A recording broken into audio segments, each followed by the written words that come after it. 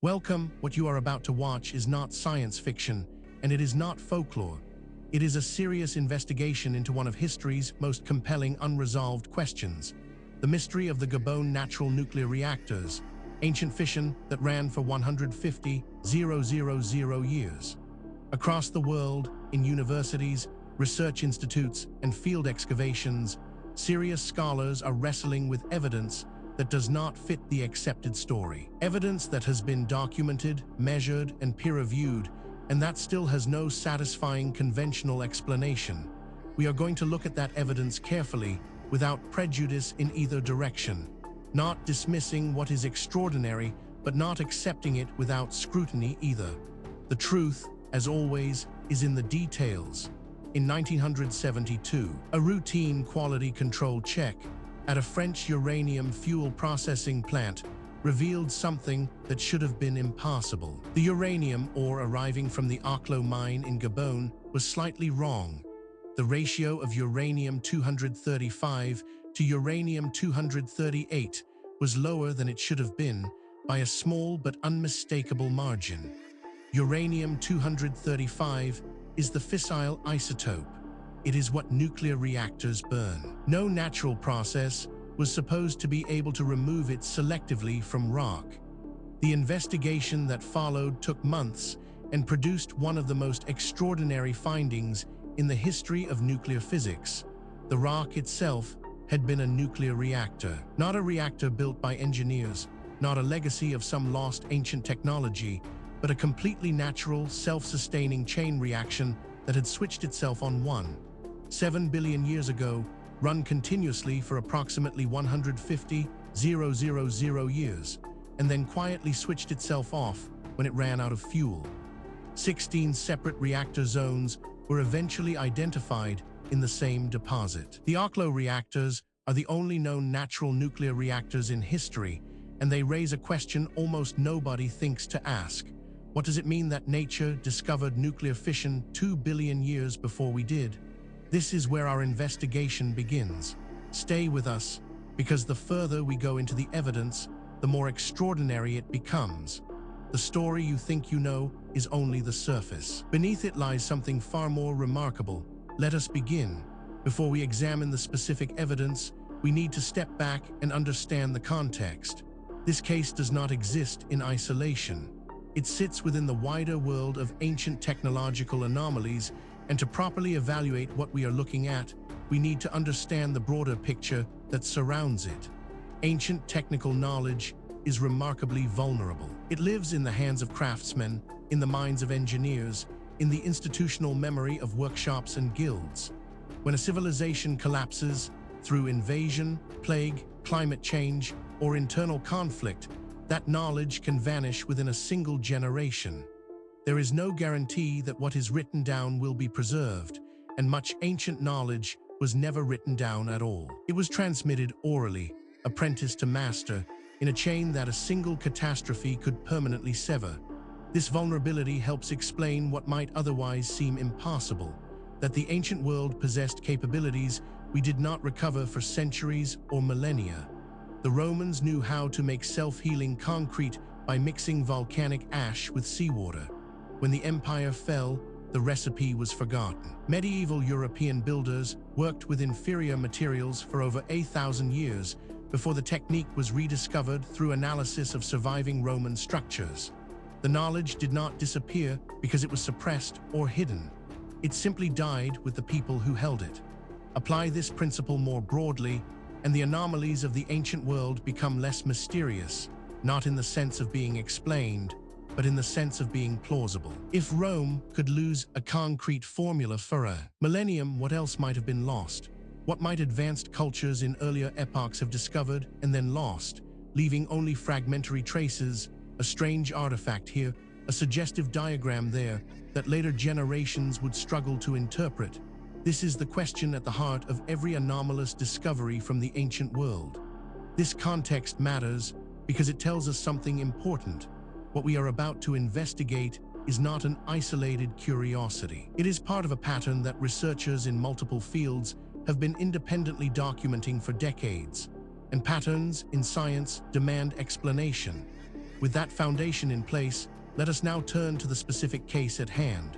Now we reach the heart of the matter, the core evidence surrounding the Gabon natural nuclear reactors, ancient fission that ran for 150,000 years, is more extensive, more verified, and more troubling for conventional explanations than most people realize. Let us walk through it systematically, fact by fact, and allow the evidence to speak for itself. We are not going to speculate here. Every point that follows is documented in peer-reviewed publications, official archaeological records, or government archives that are publicly accessible. The question is not whether these facts are real. The question is what they mean. Consider this first extraordinary detail. The Oklo uranium deposit in Gabon, then a French territory, was discovered to contain anomalously depleted uranium-235 in 1972. The French Commissariat à l'Énergie Atomique investigated and confirmed that nuclear fission chain reactions had occurred naturally in the ore body approximately 1.7 billion years ago. 16 distinct reactor zones were eventually identified within the deposit, each independently sustaining a chain reaction for an extended period. This single data point, if taken in isolation, might be set aside. Anomalies happen, instruments malfunction, researchers make mistakes. But as we continue, you will see that this is not an isolated anomaly. It is part of a consistent and documented pattern.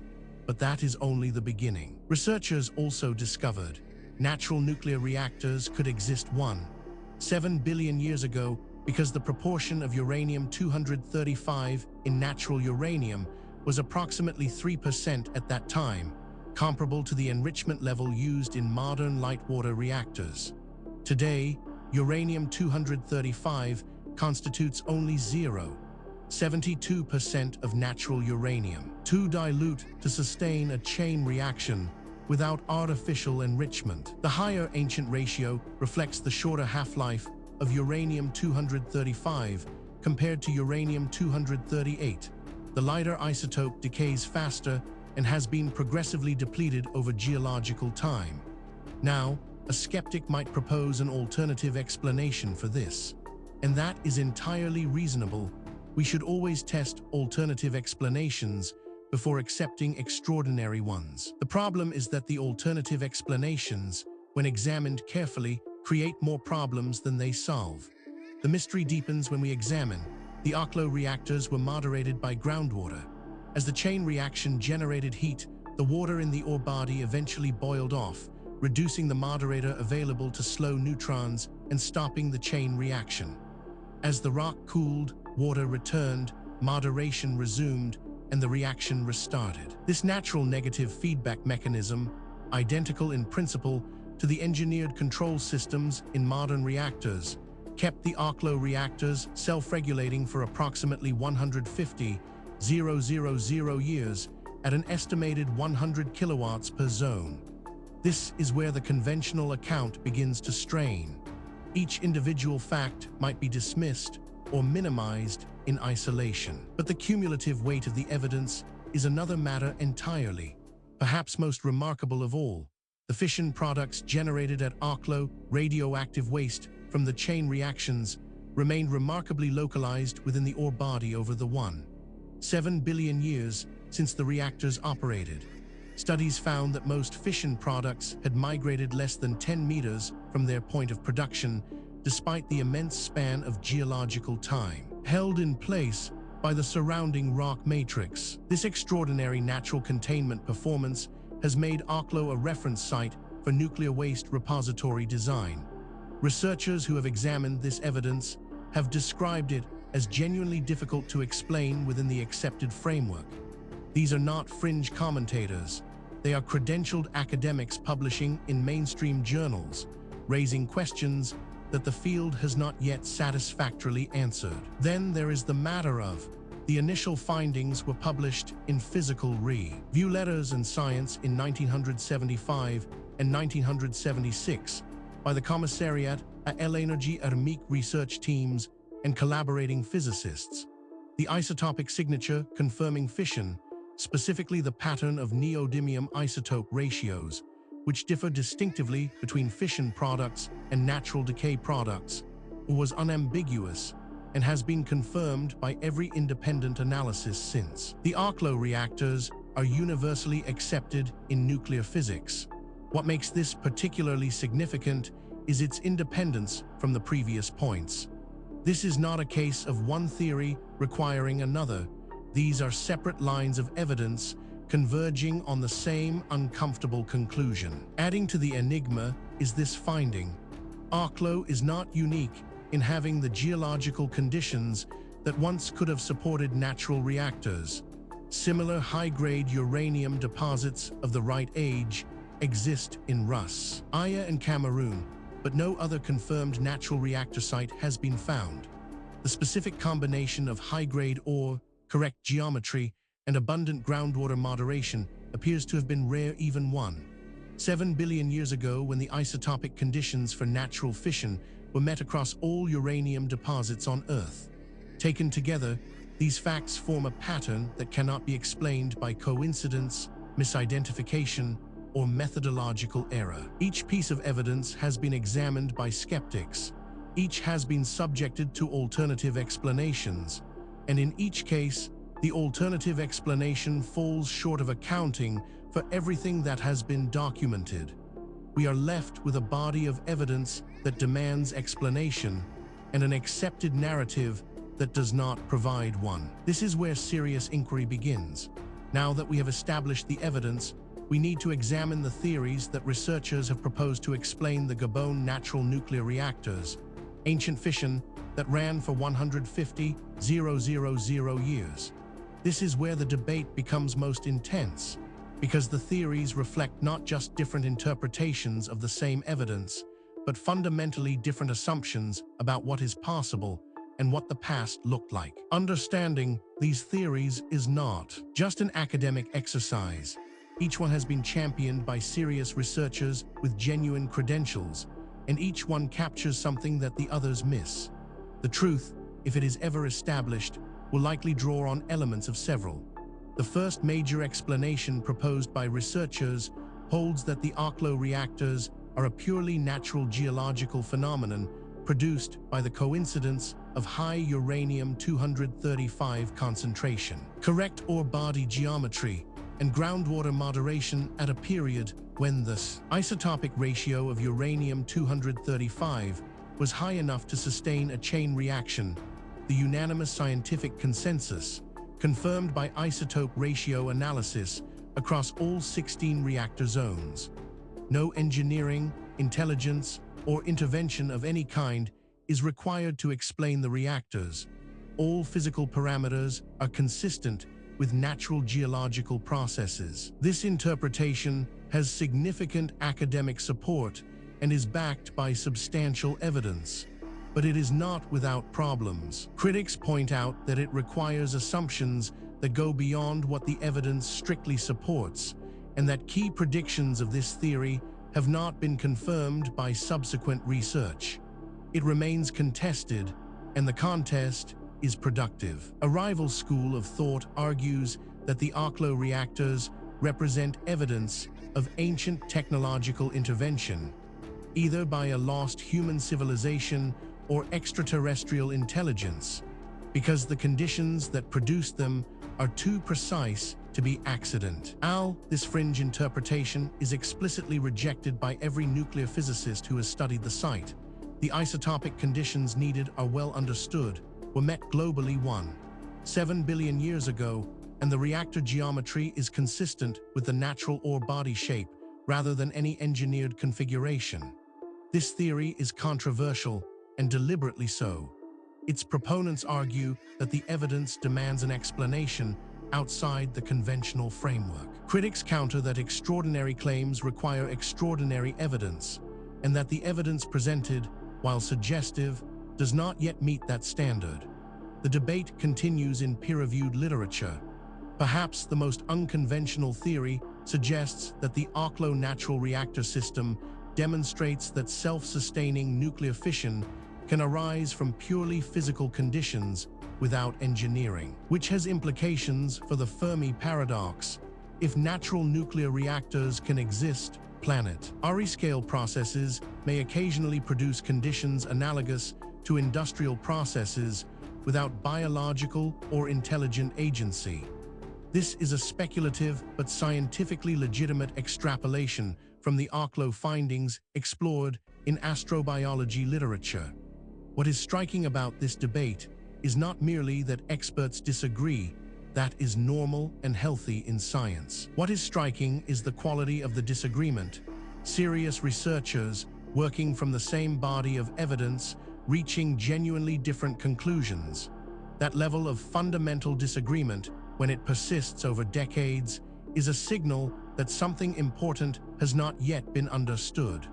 The question is not which of these theories is right. The question is whether any of them is right, or whether the truth is something that none of the current frameworks has yet been able to capture.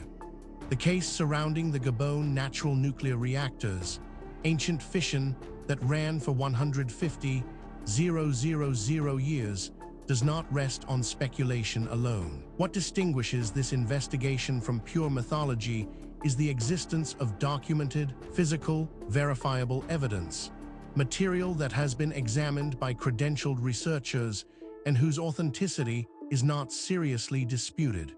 What is disputed is its interpretation. Let us review the most significant documented evidence as objectively as possible. We are not going to cherry-pick the data that supports a preferred conclusion. We are going to lay out what exists and let you draw your own assessment. Physical evidence supporting this account includes the isotopic fingerprint confirming nuclear fission at Arklow is the pattern of neodymium isotopes found in the ore, specifically the ratio of neodymium-142 to neodymium-144 and related isotopes, which differs characteristically between fission products and the products of natural radioactive decay. This signature is unambiguous and was reproduced in all 16 reactor zones independently, ruling out any alternative explanation for the uranium-235 depletion found by the French processing plant in 1972. This evidence has been subjected to independent verification. Skeptics have examined it. Alternative explanations have been proposed and tested. The data remains. The question of what it means remains open. Investigators have documented fission product migration studies comparing the Arklow ore body with control samples from non-reactor uranium deposits, quantified how far radioactive waste elements had moved through the rock matrix over 1.7 billion years. Most elements had migrated less than 10 meters. Some, particularly the transuranic elements like plutonium, had moved centimeters. These results were published in peer-reviewed journals and directly inform modern nuclear waste repository geological containment modeling. This evidence has been subjected to independent verification. Skeptics have examined it. Alternative explanations have been proposed and tested. The data remains. The question of what it means remains open. On-site analysis revealed the self-regulating behavior of the Arklow reactors is confirmed by the distribution of fission products within each reactor zone. The pattern shows episodic rather than continuous reaction, consistent with the water moderation cycle of heating, boiling, cooling, and restarting. Independent geochemical modeling has reproduced the temperature and reaction rate history implied by the isotope data, confirming that the natural negative feedback mechanism operated as the geological evidence suggests. This evidence has been subjected to independent verification. Skeptics have examined it. Alternative explanations have been proposed and tested. The data remains. The question of what it means remains open. Each individual piece of evidence might, in principle, be explained away. A single anomalous artifact might be misidentified. A single anomalous date might reflect contamination. A single anomalous eyewitness account might reflect misperception. The question is whether all of the evidence can be explained away, and whether the explanations required are more or less plausible than the evidence itself. When multiple independent lines of inquiry converge on the same conclusion, that convergence is the most powerful signal in empirical science. And that is exactly what we are seeing here. We have examined the history, the evidence, and the theories surrounding the Gabon natural nuclear reactors, ancient fission that ran for 150,000 years. Now we need to ask the question that is sometimes overlooked in discussions of ancient mysteries. Why does this matter? What does it mean for us today? It would be easy to file this away as an interesting historical curiosity, a puzzle from a distant past with no bearing on our present lives. That would be a fundamental mistake. The questions raised by this case touch on issues that are directly relevant to who we are, where we came from, and what the human story actually looks like before the period covered by conventional history. Arklow was designated a UNESCO World Heritage Site for its scientific significance. It remains the world's only confirmed natural nuclear reactor and is studied continuously for nuclear waste containment insights. If natural rock can contain radioactive fission products for 7 billion years, understanding the precise mineralogical and hydrological conditions that enabled that containment has direct engineering relevance for designing deep geological repositories for modern nuclear waste. Natural nuclear reactors cannot occur anywhere on modern Earth. The uranium-235 concentration in all natural uranium ore is now 72%, far below the threshold for a self-sustaining chain reaction without enrichment. The self-regulating water moderator mechanism at Arklow is structurally identical to the engineered passive safety systems in some modern reactor designs, a reminder that nature occasionally discovers the same solutions that engineers reach by calculation. Furthermore, the tools available to investigate these questions are advancing rapidly. Satellite imaging, ground-penetrating radar, ancient DNA analysis, isotopic tracing, and deep-sea sonar are all providing capabilities that previous generations of researchers could only dream of. Cases that were genuinely unresolvable 10 years ago are now open to new analysis, and the findings, consistently, are expanding rather than contracting the mystery. The investigation continues. New discoveries are being made. New analyses are being published. New voices are entering the conversation from disciplines that were not previously part of the discussion. The answers, when they come, and they will come, will not merely solve a historical puzzle. They will force a fundamental revision of assumptions that underpin our entire understanding of human history and human potential. We have now walked through the complete case of the Gabon natural nuclear reactors, ancient fission that ran for 150,000 years, from the historical record through the physical evidence, across the competing theories, and into the modern significance of what remains unresolved. What the story of Arklow ultimately reveals is not just a historical puzzle. It is a mirror. It reflects our assumptions back at us, our assumptions about what ancient people were capable of, about how knowledge is gained and lost across the centuries, and about the relationship between what we know and what we merely think we know. The evidence presented in this documentary is real. The questions it raises are genuine. The debate among researchers is ongoing, and that is healthy. Science is not a set of conclusions. It is a process. And the process requires that we remain open to evidence that challenges what we thought we knew, however uncomfortable that challenge might be. If you came to this documentary as a skeptic, we hope the evidence gave you something to think about. If you came as a true believer, we hope the critical examination gave you a more nuanced picture. The truth, as always, lies in the evidence, not in what we want to be true. Thank you for watching. If this investigation sparked your curiosity, please subscribe to the channel. We publish new documentaries every week, covering the full range of historical mysteries that the mainstream has not yet adequately explained. Leave a comment below telling us which case you want us to investigate next. The conversation continues. The investigation never ends.